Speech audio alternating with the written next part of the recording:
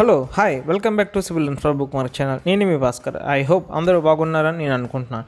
ఈరోజు మీ ముందుకి ఒక కొత్త అప్డేట్తో వచ్చాను. అదేంటి అంటే రీసెంట్గా central road minister Nitin Gadkari garu inaugurate చేసిన ఆంధ్రప్రదేశ్లో కన్స్ట్రక్ట్ చేసిన Benz circle flyover project details మీ అందరితో చెప్పడానికి ట్రై చేస్తాను ఫ్రెండ్స్. అలాగే వీడియోలోకి వెళ్ళే ముందు ఒక చిన్న రిక్వెస్ట్ ఫ్రెండ్స్, ఇప్పటివరకు నా ఛానల్ని సబ్స్క్రైబ్ చేయకపోతే ప్లీజ్ సబ్స్క్రైబ్ చేయండి ఫ్రెండ్స్.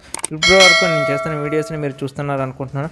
ఒకవేళ నా వీడియోస్ మీకు నచ్చినట్లయితే ప్లీజ్ లైక్ చేయండి. మీకు ఇంకా ఏదైనా ప్రాజెక్ట్ రిలేటెడ్ ఇన్ఫర్మేషన్ నాతోనే షేర్ చేయాలనుకుంటే కమెంట్ బాక్స్లో కమెంట్ చేయండి. ఆ ప్రాజెక్ట్ పైన వీడియో తయారు చేయడానికి ట్రై చేస్తాను ఫ్రెండ్స్. ఇక్కడ మీరు చూస్తున్న విధంగా ఈ రెండు బెంజ్ సర్కిల్ ఫ్లైఓవర్స్ను national highway authority of India Bharatmala Pariyojana ద్వారా ఇక్కడ కన్స్ట్రక్ట్ చేసింది. ముందుగా ఈ బెంజ్ సర్కిల్ ఫ్లైఓవర్ గురించి తెలుసుకోవాలనుకుంటే, ఎప్పుడైతే ఆంధ్రప్రదేశ్ తెలంగాణ నుంచి విడిపోయిందో అప్పటి ముఖ్యమంత్రి నారా చంద్రబాబు నాయుడు గారు ఆంధ్రప్రదేశ్ రాజధాని అమరావతి, విజయవాడ మరియు గుంటూరులో వచ్చిందన్నారు. విజయవాడలో ట్రాఫిక్ దాదాపు బాగా పెరిగిపోయింది. ఆ ట్రాఫిక్ని దృష్టిలో ఉంచుకుని అప్పటి ముఖ్యమంత్రి నారా చంద్రబాబు నాయుడు గారు ఇక్కడ బెంజ్ సర్కిల్ ఫ్లైఓవర్ను ప్రపోజ్ చేసి ఇక్కడ కన్స్ట్రక్ట్ చేశారు. అలాగే ఈ బెంజ్ సర్కిల్ ఫ్లైఓవర్ మేజర్గా 3 జంక్షన్స్ క్రాస్ చేస్తుంది. ఈ 3 జంక్షన్లో దాదాపు ట్రాఫిక్ చాలా ఎక్కువగా ఉంటుంది.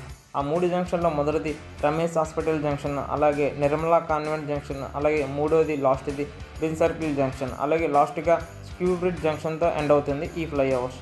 ఇప్పుడు చూస్తున్న విధంగా ఈ రెండు దాదాపు Benz circle flyovers 2.28 kilometres length ద్వారా కన్స్ట్రక్ట్ చేశారు.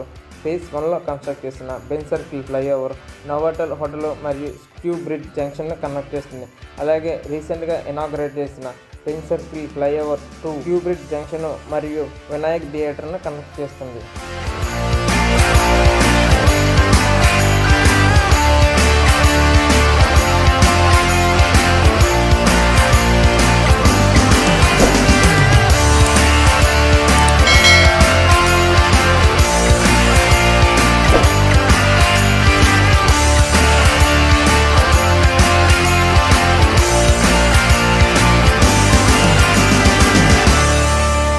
ఇప్పుడు నేను ఫేజ్ 1లో కన్స్ట్రక్ట్ చేసిన బెంజ్ సర్కిల్ ఫ్లైఓవర్ గురించి కొన్ని డీటెయిల్స్ మీ అందరితోనే షేర్ చేస్తాను. ఈ ఫ్లైఓవర్ని national highway authority of India Delhi Buildcon లిమిటెడ్గా అవార్డు చేసింది. ఈ ఫ్లైఓవర్ 1 అంటే ఫేజ్ 1లో ఈ ఫ్లైఓవర్ను ఢిల్లీ బిల్కాన్ లిమిటెడ్ కన్స్ట్రక్ట్ చేసింది. ఈ ఫ్లైఓవర్ని 2016 నవంబర్లో స్టార్ట్ చేసి దాదాపు 2020 ఫిబ్రవరిలో కంప్లీట్ చేసింది. ఈ ఫ్లైఓవర్లో దాదాపు 47 పియర్స్ వస్తున్నాయి. అంటే అపార్ట్మెంట్ 1 ప్లస్ అపార్ట్మెంట్ 2 కలిపితే 49 పియర్స్ ఇక్కడ కన్స్ట్రక్ట్ చేశారు. అదేవిధంగా ఇక్కడ చూస్తున్న బెంజ్ సర్కిల్ ఫ్లైఓవర్ ఫేజ్ 1లో దాదాపు 82 కోట్లతో ఈ ఫేజ్ 1 ఫ్లైఓవర్ని కన్స్ట్రక్ట్ చేశారు. ఈ ఫ్లైఓవర్లో దాదాపు 49 స్పాన్లు కన్స్ట్రక్ట్ చేశారు. ఒక్కొక్క స్పాన్లో 5 గడ్డర్స్ను క్యాస్ట్ చేసి ఎరెక్ట్ చేశారు. అలాగే దానిపైన డెక్ స్లాబ్ని కన్స్ట్రక్ట్ చేసి వేరింగ్ కోర్ చేసి 3 లేన్స్ ద్వారా ఈ కన్స్ట్రక్షన్ చేశారు ఈ ఫ్లైఓవర్ని. అదేవిధంగా బెంజ్ సర్కిల్ ఫేజ్ 1 ఫ్లైఓవర్ కింద ఇప్పుడు ప్రస్తుతం ల్యాండ్స్కేపింగ్ మరియు ప్లానటేషన్ బ్యూటిఫికేషన్ వర్క్లు జరుగుతున్నాయి. ఇప్పుడు ప్రస్తుతం మీరు చూస్తున్న విజువల్ ప్రకారం ఇక్కడ వాకింగ్ ట్రాక్ కోసం పనులు జరుగుతున్నాయి.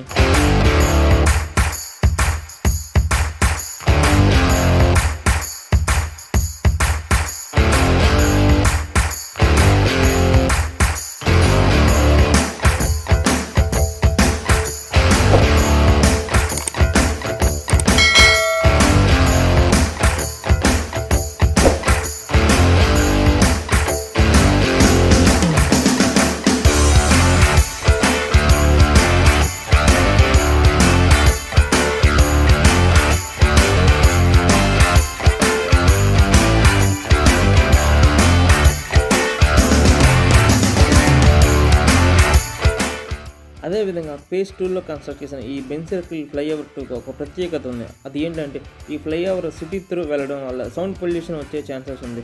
ఆ సౌండ్ పొల్యూషన్ కంట్రోల్ చేయడానికి ఈ ఫ్లైఓవర్ పైన నాయిస్ బ్యారియర్స్ ఇన్స్టాల్ చేశారు. ఈ నాయిస్ బ్యారియర్ అనేది సౌండ్ బయటకు వెళ్లకుండా రెసిస్ట్ చేస్తుంది.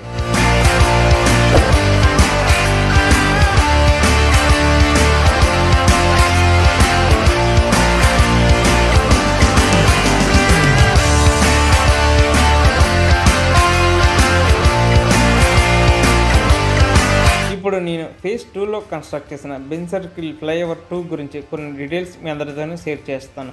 అవి ఏంటంటే national highway authority of India Vijayawada Machilipatnam highway expansion ప్రాజెక్టులో భాగంగా ఈ ఫ్లైఓవర్ను ప్రపోజ్ చేసింది. దానికి అనుగుణంగా national highway authority of India Lakshmi infrastructure and developers private లిమిటెడ్కి ఈ ప్రాజెక్ట్ను అవార్డు చేసి కన్స్ట్రక్షన్ చేయించింది. ఈ ఫేజ్ 2 బెంజ్ సర్కిల్ ఫ్లైఓవర్ను Lakshmi infrastructure company November 5, 2020 start చేసి 2021 నవంబర్ 3 కంప్లీట్ చేసింది. దాదాపు ఒక సంవత్సరంలో ఈ ఫ్లైఓవర్ని కన్స్ట్రక్ట్ చేసింది. ఇక్కడ మీకు ఒక డౌట్ రావచ్చు, ఫేజ్ 2 ఫ్లైఓవర్ ఫేజ్ 1 కన్నా తొందరగా ఎలా కంప్లీట్ చేశారు, అదేంటో ఇప్పుడు తెలుసుకుందాం. ఇక్కడ స్క్రీన్ అబ్జర్వ్ చేస్తున్న ప్రకారం ఫేజ్ 1లో కన్స్ట్రక్ట్ చేసిన ఫ్లైఓవర్ డెక్ విడ్త్ దాదాపు 30 మీటర్లు, అలాగే ఫేజ్ 2లో కన్స్ట్రక్ట్ చేసిన ఫ్లైఓవర్కి 30 మీటర్ల కన్నా తక్కువగానే కనబడుతుంది. అలాగే ఫేజ్ 1లో కన్స్ట్రక్ట్ చేసిన ఫ్లైఓవర్కి ప్రతి స్పాన్కు దాదాపు 5 గడ్డర్స్ను ఎరెక్ట్ చేశారు. ఫేజ్ 2లో మాత్రం 4 గడ్డర్స్ మాత్రమే ఎరెక్ట్ చేశారు. ఈ విధంగా 2 ఫ్లైఓవర్స్ యొక్క కన్స్ట్రక్షన్ పీరియడ్ వేరియేషన్ వచ్చింది. అదేవిధంగా ఈ Benz circle flyover national highway authority of India Lakshmi infrastructure developers private లిమిటెడ్కు దాదాపు 88 కోట్లతో అవార్డు చేసి కన్స్ట్రక్షన్ చేయించింది. రీసెంట్గా central road minister Nitin Gadkari గారు ఆంధ్రప్రదేశ్ విజయవాడ వచ్చి ఈ బెంజ్ సర్కిల్ ఫ్లైఓవర్ 2ను ఇనాగ్రేట్ చేసి జాతికి అంకితం చేశారు.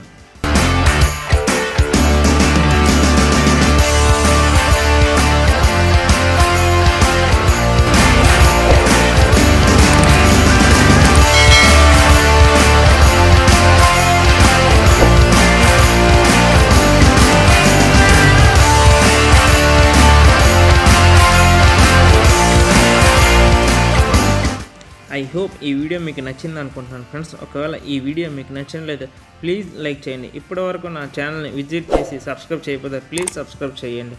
అలాగే ఈ వీడియో మీకు ఇన్ఫర్మేషన్ అనిపిస్తే అందరితోనే షేర్ చేయండి. Thanks for watching friends.